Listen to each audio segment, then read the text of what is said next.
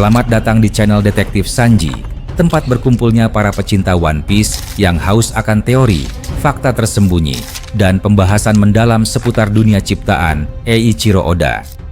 Di sini, kami tidak hanya mengikuti alur cerita, tapi juga menganalisis setiap petunjuk, menghubungkan fakta-fakta kecil yang sering terlewat, dan mencoba memecahkan misteri besar seperti siapa Joy Boy sebenarnya, apa tujuan sejati pemerintah dunia, hingga sejarah abad kekosongan yang selama ini ditutupi.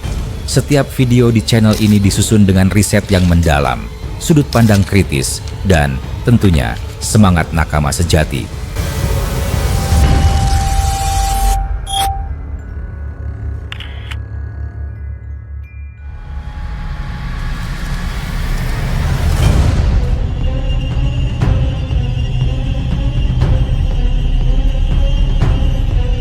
Bayangan pekat menyelimuti God Valley.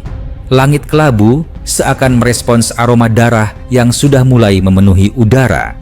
Pulau itu bukan lagi sekadar tanah kosong di peta dunia, melainkan sebuah panggung kengerian di mana takdir para raksasa sejarah dituliskan. Dari kejauhan terdengar sorak-sorai kejam, tawa yang tak mengenal empati, serta teriakan manusia-manusia yang diperlakukan tak lebih dari hewan buruan. Inilah awal dari sebuah tragedi besar, insiden yang kelak menjadi momok dalam sejarah dunia One Piece, sebuah tragedi bernama peristiwa God Valley. Turnamen perburuan telah dimulai. Para Tenryubito dengan kesombongan dan kekejaman yang sudah mendarah daging, duduk di kursi emas sambil memperlakukan manusia sebagai target permainan. Tidak ada belas kasihan, bahkan bayi yang baru lahir pun dianggap pantas untuk dijadikan sasaran. Pulau itu seakan bergetar, bukan hanya oleh teriakan ketakutan para korban, tetapi juga oleh kehadiran tokoh-tokoh besar yang kelak akan mengubah jalannya sejarah. Di tengah kegilaan ini, muncul sosok-sosok dari klan Davi, sebuah keluarga misterius yang tiba-tiba menarik perhatian semua pihak. Kehadiran mereka segera menimbulkan kegemparan. Dari kerumunan Tenryubito, terdengar satu kalimat yang menusuk tajam. Apakah mereka juga termasuk Buccaneer? Kalimat itu langsung memicu rasa penasaran dan bisik-bisik di antara yang hadir. Apakah benar klan Davi memiliki hubungan dengan kaum perkasa Buccaneer? Apakah darah mereka bercampur dengan kekuatan yang sudah lama ditakuti pemerintah dunia? Namun, jawaban tidaklah sesederhana itu. Dari sekian banyak anggota klan Davi yang muncul, hanya dua sosok yang terlihat berbeda mencolok dari yang lain. Keduanya bertubuh jauh lebih besar, tegap, dan kuat. Bahkan, salah satunya mengenakan topi jerami. Sebuah detail kecil, namun penuh makna, seakan menjadi petunjuk akan keterkaitan mereka dengan masa depan. Apakah kedua sosok itu satu-satunya Buccaneer dalam klan Davi? Pertanyaan itu menggantung, namun tanda-tanda fisik sudah cukup menjelaskan. Perdebatan paling besar pun mengarah pada Marshall D. Teach, sosok yang kelak dikenal dengan nama Kurohige. Banyak teori menyebutkan bahwa dirinya mungkin mewarisi darah Buccaneer, namun bukti fisik justru berkata lain. Buccaneer sejati, seperti Bartholomew Kuma, memiliki tubuh raksasa dengan tinggi hampir 7 meter. Sosok Kuma adalah perwujudan nyata kekuatan yang melebihi batas manusia biasa. Sementara Teach hanya memiliki tinggi 3,44 meter, memang besar, namun masih sangat jauh dari ukuran Buccaneer. Bahkan, jika dibandingkan dengan Shirohige yang memiliki tinggi 6,66 meter, perbedaannya sangat mencolok. Secara fisik, tubuh Teach tidak memiliki ciri-ciri khas Buccaneer. Hal ini membuat kesimpulan sementara bahwa hanya sedikit sekali anggota klan Davi yang benar-benar Buccaneer. Sementara lainnya mungkin hanyalah Subras yang memiliki hubungan samar dengan kaum itu. Namun, justru disinilah letak kengerian sebenarnya. Pemerintah dunia sejak lama berusaha memusnahkan klan Davi, bukan hanya karena kekuatan mereka, melainkan juga karena keunikan mereka. Keberadaan klan ini dianggap ancaman laten, sebuah potensi yang bisa mengguncang fondasi dunia bila dibiarkan hidup. Dugaan pun menguat bahwa Teach dan Sebek misalnya mungkin bukan Buccaneer murni, melainkan subras baru yang tak kalah berbahaya.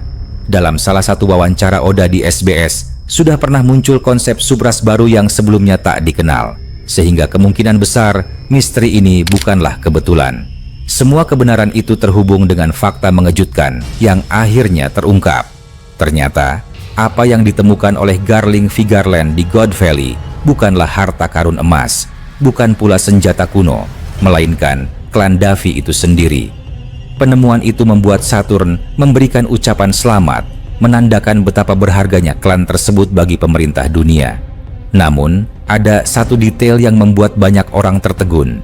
Garling menyebut penemuan itu sebagai takdir. Kata itu tidak sekadar ucapan, melainkan simbol pengulangan dalam sejarah. Vigeland dan kata takdir bukanlah hal asing. Ingatan pun kembali pada sosok Shanks yang oleh bajak laut Roger pernah dijuluki sebagai anak takdir. Terlalu banyak kebetulan yang saling terhubung. Apakah keluarga Vigeland memiliki hubungan darah dengan Shanks? Apakah garis takdir ini sudah disusun jauh sebelum era Luffy dimulai? Misteri itu masih menggantung, tetapi semakin banyak potongan puzzle yang menunjukkan bahwa garis merah sejarah dunia One Piece tidak pernah lepas dari kata takdir. Di tengah kekacauan itu, ada kisah lain yang tak kalah tragis. Kisah seorang pemuda bernama Monkey D. Dragon. Saat insiden God Valley terjadi, usianya baru 17 tahun.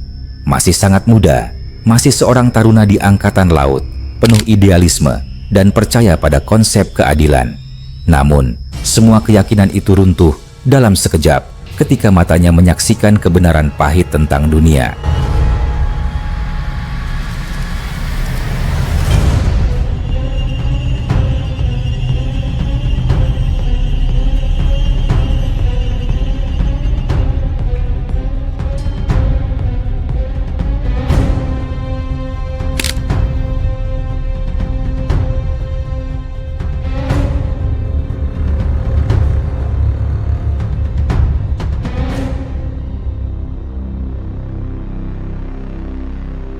Dragon menyaksikan langsung bagaimana Tenryubito memperlakukan manusia sebagai mainan, tanpa belas kasih sedikit pun. Bayi dibantai tanpa rasa bersalah, keluarga tercerai-berai, dan jeritan memecah langit God Valley. Trauma itu begitu dalam hingga menancap di hatinya selamanya. Dari sinilah lahir bibit kebencian terhadap pemerintah dunia. Dari sinilah pula mulai terbentuk tekad yang kelak menjadikan Dragon sebagai musuh terbesar bagi Tenryubito, pemimpin pasukan revolusioner. Namun jalannya tidak langsung terbentuk dalam satu hari. Pada saat insiden itu berlangsung, ada percakapan yang memunculkan tanda tanya besar. Saat salah satu marinir bertanya, apakah semua anggota tim sudah berada di kapal, ternyata Dragon belum terlihat. Ini berarti identitas Dragon memang diketahui oleh rekan-rekan dalam skuadronnya. Akan tetapi, bila demikian, mengapa di era sekarang hampir tidak ada yang mengetahui identitas Dragon, bahkan hubungan darahnya dengan Garp? Jawabannya mungkin gelap dan kejam. Seluruh skuadron yang mengenal namanya dibantai habis di God Valley, dihapuskan agar kebenaran tidak pernah bocor. Kehilangan itu ditambah dengan rasa muak terhadap kebiadaban yang disaksikan menjadi faktor penentu yang mendorong Dragon meninggalkan angkatan laut dan berbalik melawan dunia. Bayangkan bila saat itu Garp juga berada di God Valley. Pertemuan ayah dan anak dalam pusaran darah akan menjadi tragedi yang luar biasa. Garp, sang pahlawan angkatan laut, sebenarnya sudah lama memahami kebusukan Tenryubito. Ia menolak promosi menjadi admiral bukan karena kurang kemampuan, melainkan karena enggan menjadi bawahan langsung para naga langit yang kejam. Mungkin dalam hatinya, Garp sedikit memahami alasan Dragon memilih jalan berbeda. Namun sayangnya, ia tidak mampu menghentikan trauma yang dialami anaknya. Ketidakberdayaan itu membuat hubungan mereka menjadi retakan yang kelak mewarnai sejarah keluarga D. Sementara itu, kebrutalan Tenryubito di God Valley tidak dapat dijelaskan dengan kata-kata. Mereka tidak hanya berhenti pada perburuan manusia. Mereka melakukan pembantaian tanpa ampun, menyeret orang tua, memisahkan anak dari orang tuanya, bahkan bayi sekalipun tidak diberi ampun. Pemandangan itu seolah-olah ingin menegaskan kepada dunia bahwa bagi Tenryubito, semua makhluk hidup hanyalah mainan. Tidak ada hukum, tidak ada kemanusiaan, hanya nafsu kejam yang dilumuri darah. Tragedi God Valley bukan hanya sekadar pertempuran antara bajak laut, angkatan laut, dan naga langit. Peristiwa itu adalah titik balik, momen di mana banyak tokoh besar dunia menyaksikan kebenaran sejati yang disembunyikan pemerintah dunia.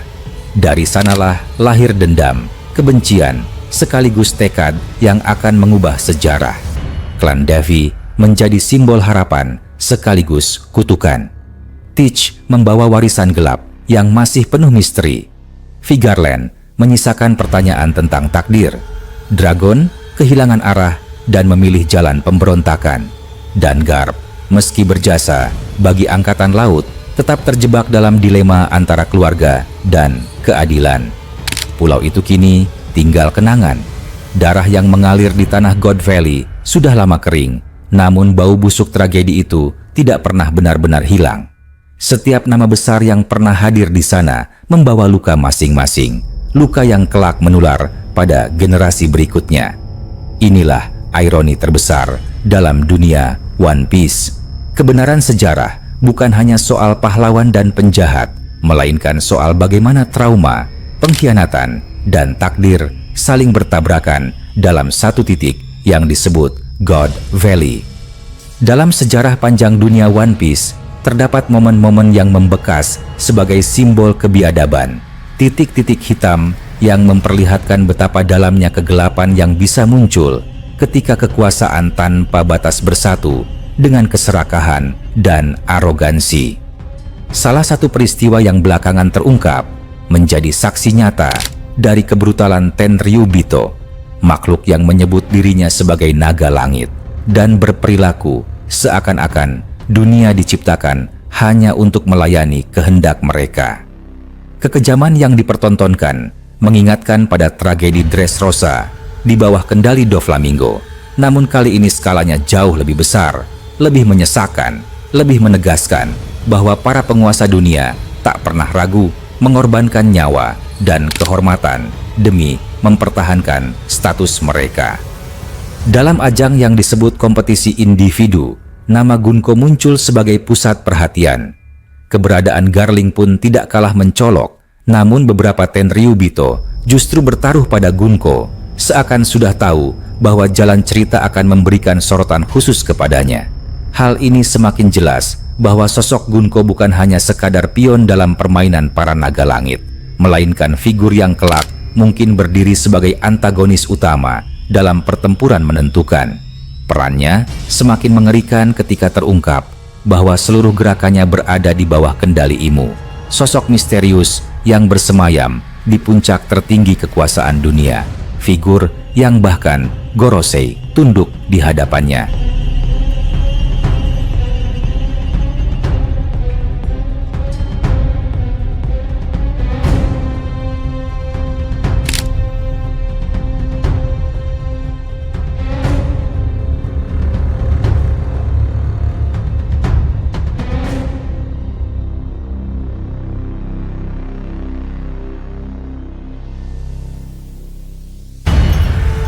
Saat momen itu berlangsung, sebuah gelar baru diperkenalkan. Gunko dihadirkan dengan sebutan yang menggema penuh bobot, Pedang Setia Dewa. Gelar ini bukan sekadar simbol, melainkan penanda posisi eksklusif, status yang hanya mungkin disematkan kepada mereka yang benar-benar menjadi tangan kanan pemimpin tertinggi. Fakta bahwa Gunko pernah berdiri di sisi Imu Sama ketika invasi terhadap Shebex terjadi menegaskan bahwa ia bukanlah ksatria biasa. Meski kini dijuluki ksatria suci, kenyataan bahwa ia pernah menyandang gelar Pedang Setia Dewa menjelaskan betapa besar pengaruh dan kekuatan yang dimilikinya. Gelar ini sekaligus membuka tabir rahasia lain tentang bagaimana Gunko bisa memiliki masa muda yang seakan tak pernah pudar, sebuah keistimewaan yang sebelumnya hanya diketahui dimiliki oleh Imusama dan para Gorosei. Misteri semakin tebal ketika hubungan Gunko dengan Brook mulai diperlihatkan secara samar. Ada benang merah yang mengikat keduanya di masa lalu. Benang yang masih belum terlihat jelas ujungnya, namun cukup untuk membuat banyak pihak bertanya-tanya. Apakah keduanya pernah berbagi panggung dalam sejarah lama yang telah terkubur? Apakah rahasia masa lalu Brook menyimpan kunci untuk memahami mengapa Gunko bisa tetap muda dan abadi? Pertanyaan ini terus bergaung tanpa jawaban, menambah kabut yang menyelimuti perjalanan menuju God Valley. Sementara itu, kisah mengenai bajak laut Rocks semakin memperlihatkan kerumitan sejarah dunia One Piece. Shirohige, sosok legendaris yang kemudian dikenal sebagai Yonko terkuat, pernah menyebutkan niatnya untuk menyelamatkan Shaki. Bagi Shirohige, Shaki adalah sahabat yang harus dilindungi. Namun dengan caranya yang khas, ia menambahkan pernyataan mengejutkan. Tidak akan menjadi masalah bila suatu hari jatuh cinta padanya. Sekilas terdengar sebagai ucapan ringan yang tidak bermakna. Namun di balik itu tersimpan kunci yang bisa membuka misteri besar. Ketika Shirohige bertemu dengan Shanks, ia mengatakan bahwa setiap kali melihat pemuda itu, bekas luka di tubuhnya terasa sakit, seolah-olah luka itu kembali terbuka. Luka itu menjadi simbol dendam, simbol masa lalu yang belum pernah benar-benar sembuh. Banyak pihak beranggapan bahwa Shirohige merujuk pada Roger, kapten bajak laut legendaris yang kemudian menjadi raja bajak laut. Namun, ada kemungkinan lain. Bisa jadi yang dimaksud adalah Garling, sang pemimpin brutal yang menginginkan Shaki sebagai istrinya. Jika benar demikian, maka bentrokan di God Valley bukan sekadar perang untuk kekuasaan, melainkan juga perang yang dipicu oleh perebutan seseorang yang berharga. Dalam skenario itu, Garlinglah yang mungkin menorehkan luka abadi di tubuh Shirohige, luka yang terus mengingatkan setiap kali ia melihat Shanks, karena garis wajah pemuda itu mengingatkan pada sosok yang dibencinya. Di tengah kabut misteri, muncul pula sosok lain yang mengguncang banyak penggemar. Sosok yang memiliki kemiripan mencolok dengan Douglas Bullet, antagonis besar dalam film One Piece Stampede. Ia terlihat berada di samping Roger, seakan menjadi bagian dari cerita besar ini. Namun, jika dihitung berdasarkan usia, keberadaannya menimbulkan tanda tanya besar. Bullet yang kini berusia 45 tahun, seharusnya masih berumur 7 tahun ketika tragedi God Valley terjadi. Hal ini membuatnya secara logis tidak mungkin hadir dalam peristiwa itu. Kecuali Oda memutuskan untuk mengubah fakta usia dan menjadikan Bullet canon resmi dalam dunia manga. Jika benar terjadi, maka kehadiran Bullet akan membawa bobot besar karena kekuatannya dikenal sangat luar biasa. Dengan masuknya Bullet ke dalam alur sejarah, kisah masa lalu Roger akan memiliki titik fokus baru, sebuah elemen tambahan yang memperkaya narasi dan menghadirkan karakter film ke dalam kanon resmi. Perhatian berikutnya tertuju pada Ksatria Suci. Gelar ini telah resmi diromanisasikan, sehingga tak ada lagi keraguan dalam menyebutnya. Sosok-sosok yang tergabung dalam kelompok ini menampilkan rupa yang unik dan menimbulkan spekulasi luas. Salah satu di antaranya memiliki wajah yang sangat mirip dengan Tom, sang tukang kapal legendaris, meski dengan tambahan tanduk yang membuatnya terlihat lebih garang. Di sampingnya berdiri sosok lain dengan tanduk dan gigi runcing. Penampilannya mengingatkan pada Dellinger dengan kombinasi wajah ganas dan taring mencolok. Jika mereka benar berasal dari ras Fishman atau ras lain yang selama ini dipandang rendah oleh dunia, maka keberadaan mereka sebagai ksatria suci menimbulkan tanda tanya besar. Bagaimana mungkin makhluk yang selama ini dianggap kelas bawah bisa diterima dalam lingkaran elite Tenryubito? Bagaimana mereka bisa berdiri sejajar, bukan sebagai budak, melainkan sebagai simbol kekuatan? Pertanyaan ini menambah misteri tentang struktur hierarki tersembunyi dalam pemerintahan dunia. Namun puncak dari seluruh drama ini datang ketika Garp muncul. Kehadirannya tidak hanya sebagai sosok pahlawan angkatan laut, tetapi juga sebagai badai yang tiba-tiba menghantam medan pertempuran. Dengan satu langkah, semua mata tertuju padanya. Roger menoleh, Sebek menoleh, dan suasana berubah total. Semua orang tahu, inilah saatnya pertempuran sesungguhnya dimulai. Garp menjadi pusat gravitasi baru, memaksa setiap pihak untuk menilai ulang strategi. Pertanyaan besar pun muncul. Siapa sebenarnya yang akan menjadi lawan Garp dalam tragedi God Valley? Catatan Angkatan Laut menyebutkan bahwa Garp bersama Roger berhasil mengalahkan bajak laut Rox. Namun detail dari pertempuran itu masih buram. Apakah Garp benar-benar bertarung bahu-membahu dengan Roger, ataukah ada rahasia lain yang disembunyikan dari dunia? Fakta bahwa nama Garp dijunjung tinggi sebagai pahlawan angkatan laut jelas berhubungan dengan kemenangan itu. Akan tetapi, kemenangan besar seringkali menyimpan pengorbanan besar pula. Siapa yang tumbang dalam pertempuran itu? Siapa yang terluka parah? Dan siapa yang mungkin mengkhianati siapa? Pertanyaan-pertanyaan ini terus menggema, menunggu saatnya Oda mengungkap lapisan demi lapisan rahasia. Kisah God Valley bukan hanya tentang bentrokan fisik, melainkan juga tentang benturan ideologi, benturan ambisi, benturan cinta, dendam, dan pengkhianatan. Setiap tokoh yang muncul memiliki kepentingan masing-masing, memiliki bayangan masa lalu yang mempengaruhi langkah mereka. Tenri Ubito memperlihatkan keserakahan absolut, Imusama memperlihatkan kendali dari balik tirai, Gunko memperlihatkan loyalitas yang membeku menjadi senjata, Shirohige memperlihatkan luka lama yang belum sembuh, Garling memperlihatkan arogansi tanpa tanding, sementara Garp memperlihatkan keberanian yang bisa mengguncang fondasi dunia.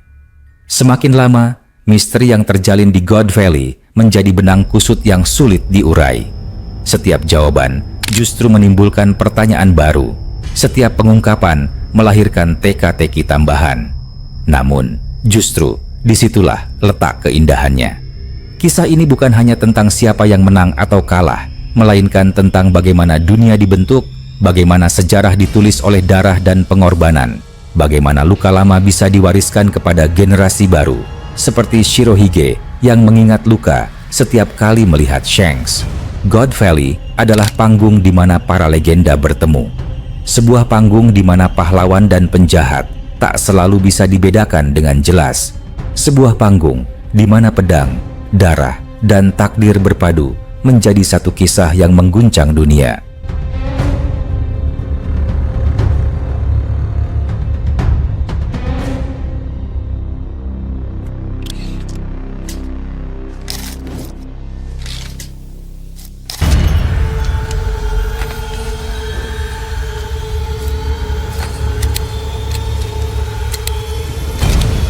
Terima kasih sudah menyaksikan video ini sampai selesai.